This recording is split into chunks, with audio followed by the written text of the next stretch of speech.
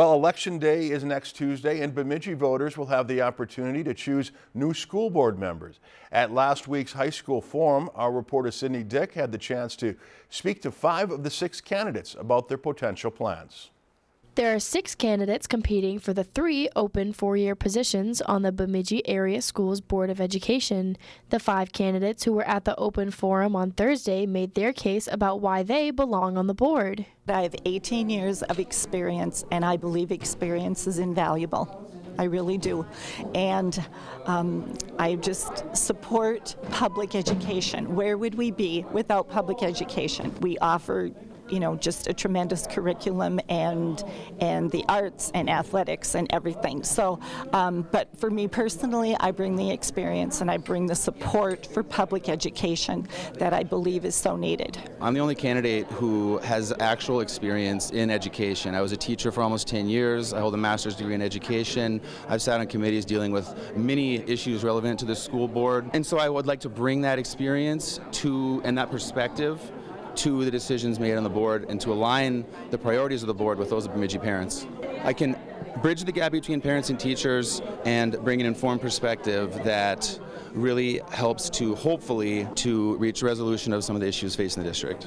Each of the candidates has a different opinion on what those issues are. We need to work on our budget first and foremost. We have a $2.3 million budget deficit, so we need to find ways to fix that as soon as possible. We're eroding into our fund balance, our general operating fund balance, and we can't do that. We have to maintain that fund.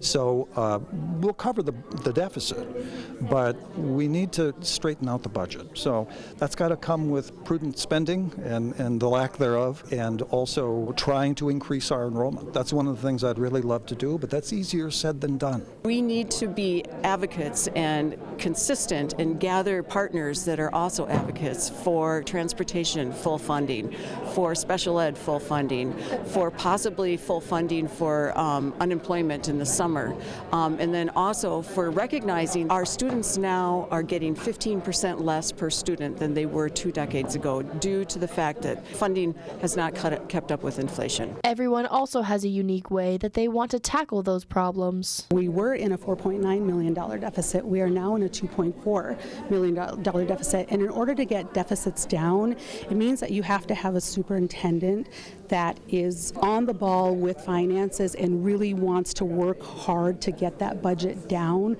without it affecting teachers' jobs or cut programs and stuff. So it's really getting creative with how can we move money around. So we have to come up with creative ways to somehow keep that down. We're going in the right direction. I think if we stay the course, we trust our superintendent, we're going to get there. Reporting from Bemidji, I'm Sydney Dick, Lakeland News. The 6th and final candidate is Nicole Jarenson, who was unable to make it to the forum. The school board candidates will be on the ballot for the November 5th general election taking place next Tuesday.